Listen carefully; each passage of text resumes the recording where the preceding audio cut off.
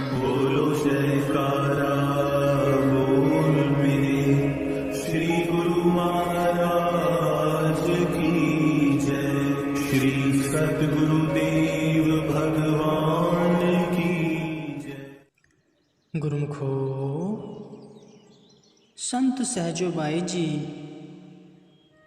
लोभ को बताते हुए कथन करती हैं कि लोभ रूपी यह नीच शत्रु जिस व्यक्ति के हृदय में डेरा लगा देता है, तो फिर उस व्यक्ति के हृदय में से सच्चाई व सील आदि शुभ गुण विदा हो जाते हैं और वह व्यक्ति झूठ व छल कपट का सहारा लेकर ही प्रत्येक कार्य करता है।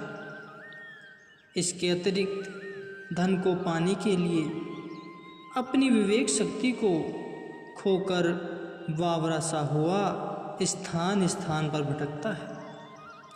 आँखों पर अज्ञानता की पट्टी बंधी होने के कारण धन की प्राप्ति को ही अपने जीवन का सर्वोत्तम उद्देश्य समझ लेता है।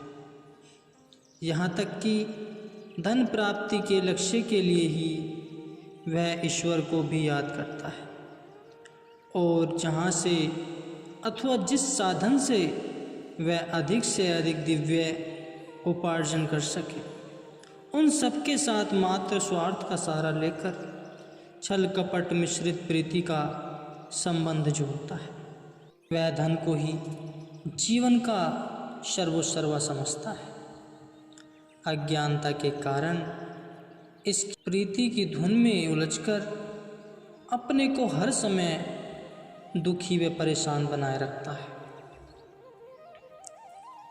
परंतु वह यह नहीं सोचता कि यदि बहुत धन प्राप्त हो जाने से मनुष्य सुखी बन सकता अथवा यह धन उसके साथ परलोक तक जाता, तो आज तक जो प्राचीन इतिहासों के पात्र लंकापति रावण, सिकंदर बादशाह, कारु जैसे अतुल्य संपत्ति के मालिक थे, वे फिर इस संसार से विदा होते समय दुखी न होते और न ही अपने कर्मों पर पश्चाताप करते। इनके जीवन चरित्र को पढ़ने से ही पर्याप्त मात्रा में ज्ञात हो जाता है कि धन का लोभ जीव को जीवन काल में तो हर समय दुख पहुंचाता है।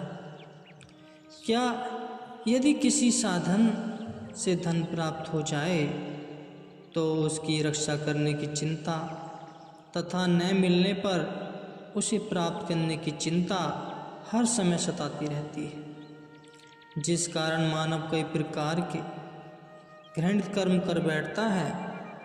परिणाम स्वरूप फल मिलने पर 8 आंसू बहाता है। उस समय पछताता है कि अफसोस, मुझे मालूम होता तो ऐसा कर्म कदापि न करता। श्री नानक देव जी भी चेतावनी करते हुए कहते हैं, कर्णो हो तो सुने कियो, परियो लोभ के फंद, नानक शमियो रमी गयो, अब कियो सोबत अंध। धन के लोभ का परिणाम इस जन्म में दुखदाई व अपयश का कारण होता ही है, लेकिन न मालूम मृत्यु उपरांत जीवात्मा को कौन से गहरे गर्त में गिराएगा। सतशास्त्र भी यही लिखते हैं कि नरक के 3 मुख्य द्वार हैं, काम, क्रोध, लोभ। अतः इनसे बचने की युक्ति समय के संत सद्गुरु से ही सोचनी चाहिए और सीखनी चाहिए। प्रस्तुत दृष्टांत इस धन के लोभ पर दिए गए कि इस प्रकार एक लोभी व्यक्ति धन के प्रति के पीछे दुख पाता है। गुरुमुखो, ध्यान से सुनो। एक लोभी व्यक्ति जिसे कि सदैव धन पाने का लालच लगा रहता था, जब अथक परिश्रम करने पर भी उसे कहीं से प्राप्त मात्रा में धन प्राप्त न हुआ, तो अंत में वह किसी एक महात्मा जी की सेवा में जा उपस्थित हुआ और लगातार कुछ समय तक उनकी सेवा करता रहा। एक दिन उन महात्मा जी ने प्रसन्न होकर इससे पूछा, कहो तुम्हें किस बात की चिंता है और किस वस्तु की इच्छा है?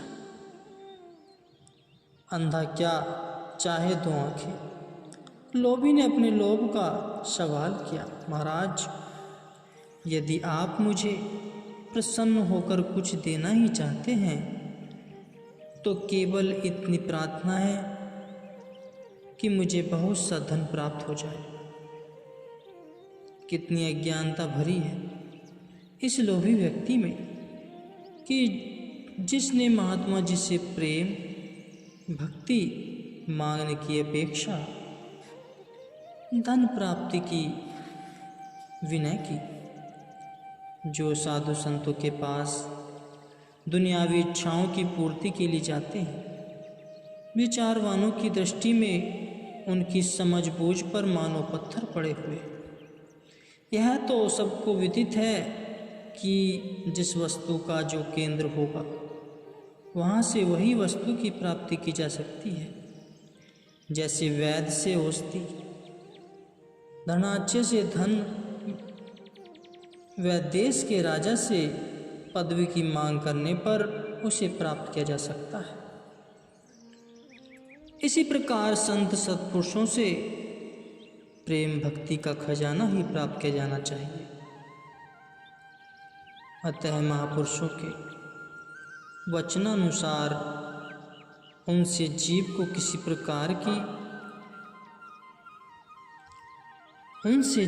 किसी प्रकार की सांसारिक वस्तु की प्राप्ति की मांग न करके निष्काम प्रेम भक्ति तथा अपनी आत्मिक उन्नति का साधन पूछना चाहिए। जिज्ञासु का यह कर्तव्य है कि वह संत सत्पुरुषों के पावन दर्शन व उनके सत्संग को श्रवण करे तथा हित चित्त से सेवा करके उनसे विमल भक्ति का दान मांगे। परंतु देखने में प्राय अधिकतर यही बात आती है, जैसा कि परम संत श्री कबीर साहब जी कहते हैं, सांचे को कोई गाहक नहीं, झूठे जगत पति से जी, कहे कबीर सुनो भाई साधो, इन आंधों का क्या दीजिए जी। हमारा प्रसंग चल रहा था कि धन प्राप्ति के लिए उस व्यक्ति के आत्मिक दृढ़ विचार देखकर महात्मा जी ने उसे 4 बत्तियां देते हुए कहा, बेटा अर्धरात्रि के समय इनमें से एक बत्ती जलाकर तुम पूर्व दिशा की ओर चल देना और चलते चलते जहाँ वह बत्ती बुझ जाए वहीं रुक जाना तथा उस स्थान को खोदना। वहाँ से जो कुछ मिले ले लेना और उसी पर संतुष्ट होकर निर्वाह करना। यदि उस धन से भी तुम्हें तृप्ति न हो तो उसी प्रकार दूसरी बत्ती जलाकर दूसरे दिन दक्षिण दिशा की ओर चल देना। जहाँ वह बत्ती बुझे वही जमीन खोदकर तुम्हें जो धन प्राप्त होगा उसी पर संतोष करना, और यदि उस बत्ती पर भी तुम्हें संतोष न हो तो तीसरे दिन तीसरी बत्ती लेकर पश्चिम दिशा की ओर जाना और वहाँ से जो कुछ भी मिल जाए वही तेरे लिए काफ़ी होगा। लेकिन चौथी बत्ती बिल्कुल न जलाना और न ही उत्तर दिशा की ओर जाना। अगर हमारा कहना नहीं मानोगे तो तुझे बहुत कष्टों का सामना करना पड़ेगा। महात्मा जी से बत्तियां लेकर वह व्यक्ति प्रसन्नतापूर्वक घर लौट आया। आधी रात के समय एक बत्ती जलाकर पूर्व दिशा की ओर चल पड़ा और जहाँ वह बत्ती बुझी वहीं रुककर धरती खोदने लगा। यहाँ उसे तांबे की कौन प्राप्त हुई, लेकिन इससे लोभी व्यक्ति को कुछ प्रसन्नता प्राप्त न हुई। बल्कि वह तांबे की कौन को पूर्ववत दबाकर तथा उस पर निशान लगाकर घर लौट आया। सोचा कि फिर कभी आवश्यकता पड़ने पर निकाल दूंगा। दूसरी रात्रि को दूसरी बत्ती जलाकर वह दक्षिण दिशा की तरफ गया। कुछ दूर जाने पर बत्ती के बुझ जाने से जब उसने जमीन खोदी तो वहाँ से चांदी की कौन निकली, परंतु यहाँ भी उसकी तृप्ति संतुष्टि न हुई और उसे दबाकर निशान लगाकर वहाँ से लौट आया। तीसरी रात्रि में तीसरी बत्ती जलाकर पश्चिम दिशा की ओर गया।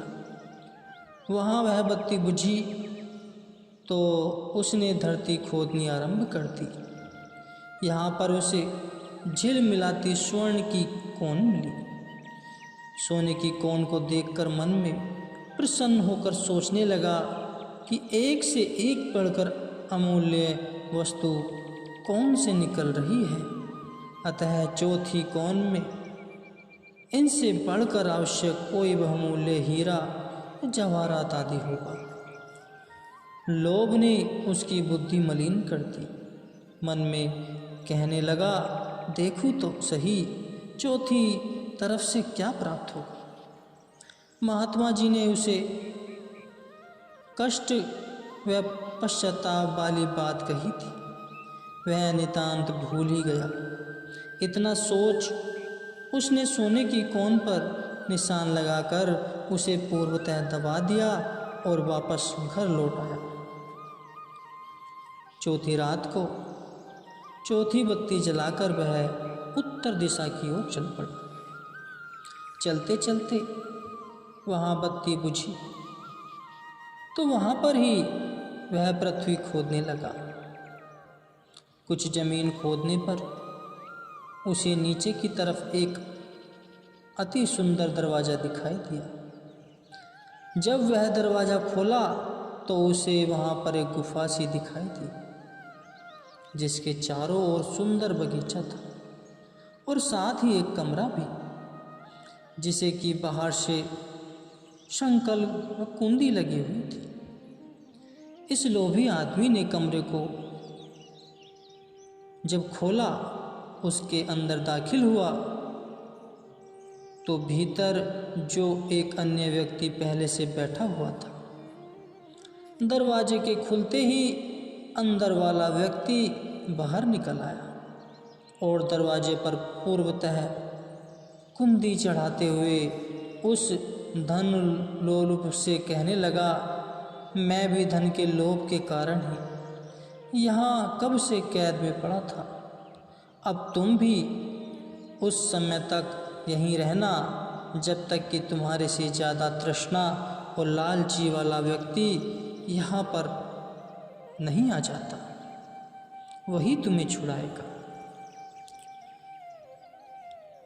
आपुन चेती होई नहीं, प्रभु चेती तत्काल, बल चाहो आकाश को, प्रभु पढ़ियो पाताल। अर्थात इस लोभी व्यक्ति ने तो अपने मन में यह ठानी हुई थी कि अत्यधिक धनराशि को पाकर मैं बहुत सुखी हो जाऊं, क्योंकि यह पारमार्थिक विचारों में भक्ति के गूढ़तम रहस्यों से नितांत अनभिज्ञ था। महात्मा जी उस लोभी व्यक्ति की तृष्णा से परिचित थे। दूरदर्शी होने के नाते वे इस बात को भी समझ गए थे, हमने इस व्यक्ति को चौथी बत्ती जलाने से सख्त मना तो किया है, लेकिन यह मानेगा नहीं, क्योंकि इस पर धन का लालच बुरी तरह सवार हो रहा था। और हुआ भी वही, अर्थात महात्मा जी के वचनों को उसने न माना और चौथी बत्ती जलाकर आ बैल मुझे मार वाली कहावत चरितार्थ पर आजीवन कैद खरीद ली। लोभी व्यक्ति के कैदी हो जाने पर उसके उद्धार के लिए वे महात्मा जी वहाँ आते हैं।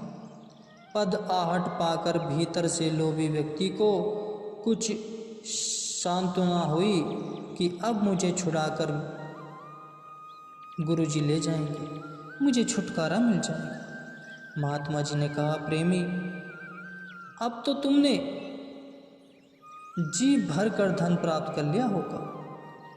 लोभी व्यक्ति भीतर से ही रुदन करता हुआ प्रार्थना करने लगा, प्रभु, मैंने स्वयं ही अपने पांव पर कुल्हाड़ा चलाया है, जो आपके वचनों का उल्लंघन करके मनमति से धन के लोभ में फंसकर अनुचित कर्म कर लिया, जिसका परिणाम अब मैं भुगत रहा हूँ और फल भी मैंने उसका पा लिया है। जब महात्मा जी ने उसका बहुत आंतरनाद सुना तो उनसे रहा न गया। उन्होंने तत्काल ही द्वार पर चढ़ी कुंदी संकल खोल दी। आते ही महात्मा जी के चरणों में गिर पड़ा। अब उसकी वाणी पर एक ही रट लगी हुई थी कि अब तो भगवान मुझे क्षमा कर दो, मैंने बहुत अपराध किया। मैं आपके इस महान उपकार का बदला किसी जन्म में नहीं दे सकता। क्योंकि उसके कान में पहले वाले लोभी व्यक्ति के शब्द गूंज रहे थे कि अब तुझे वही व्यक्ति छुड़ाएगा जो तुझसे बढ़कर लोभी होगा, जो कि अपने इस कारावास से मुझे छुड़ा दिया। मैं आपका आजीवन ऋणी बना रहूँगा। भगवान, अब तक जो हुआ सो हुआ। अब मुझे आप जैसे कहेंगे आपके चरणों में रहकर वह श्री वैष्णव पर आचरण कर अपना शेष जीवन बिताऊंगा, क्योंकि धन के लालच के भयावह परिणाम ने अब मेरी आंखें खोल दी। तब महात्मा जी ने उसे उठाकर वह आशीर्वाद देते हुए धैर्य बंधाया। पश्चात दोनों आश्रम पर आ गए और वह व्यक्ति महात्मा जी के साथ ही आश्रम पर रहकर सत्संग व सेवा का लाभ प्राप्त करने लगा। कुछ समय बीत जाने पर जब महात्मा जी ने उसे भक्ति पथ पर चलने योग्य समझा, तब उसके जिज्ञासा प्रकट करने पर उसे सच्चे नाम व शब्द की दीक्षा दी, जिस पर नित्य प्रति आचरण कर वह लोभी व्यक्ति अपना जीवन आदर्श बनाकर आगामी लोगों के लिए उच्च प्रमाण उपस्थित कर गया।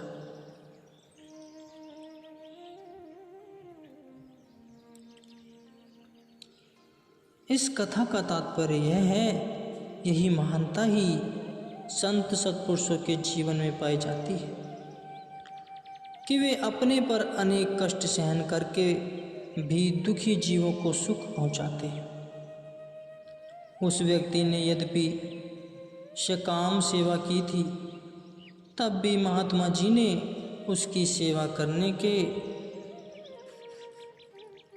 बदले कई गुना बढ़कर उसे फल प्रदान किया। अगर इस व्यक्ति ने महात्मा जी की पवित्र सेवा न की होती तो जिस प्रकार वह लालच के वशीभूत होकर चौथी बत्ती जलाकर उस स्थान पर पहुंचा था, तो न मालूम कितने वर्षों तक उस कैद में पड़ा रहता।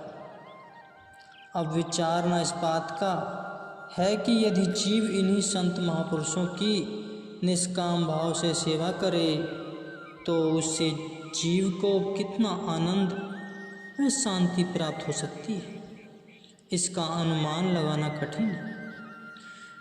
गुरुमुखो, जो सज्जन काम क्रोध लोभ आदि इन शत्रुओं से पिंड छुड़ाने से अपनी आत्मा का कल्याण करना चाहते हैं, तो उनका यही कर्तव्य है कि वर्तमान समय के पूर्ण तत्वदर्शी संत सद्गुरु की शरण में जाकर उनके वचन अनुसार जीवन बिताए तथा शनि शनि प्रेम भक्ति के दिव्य धन से मालामाल हो। अंत में उज्जवल मुख हो संसार से विदाई ले। धनवंते सभी दुखी, निर्धन है दुख रूप। साध सुखी सहजो कहे, पायो भेदनु। प्राय देखने में यह आता है कि एक निर्धन मनुष्य अपनी निर्धनावस्था के कारण दुखी है, मगर विपरीत इसके जिसके पास अधिक धन है वो भी अपने आप को सुखी नहीं कहता। संत सहजोबाई जी का कथन है कि इस संसार में वही मनुष्य सुखी है जिसने नाम व शब्द के गुप्त भेद को भजनाभ्यास की कमाई से जान लिया है, जिसने अपने इंद्रिय तृप्ति व मन की मलिन वासनाओं से ऊपर उठकर अपनी सुरती को सार वस्तु की प्राप्ति में लगाया है। ऐसे जीव ही संसार में सुखी हुआ करते हैं। शास्त्रों ने सद्गुरु की भक्ति को ही इस संसार में सार वस्तु बताया है, जिसके प्राप्त करने से मनुष्य सच्ची शांति व सच्चे सुख का अनुभव करता है।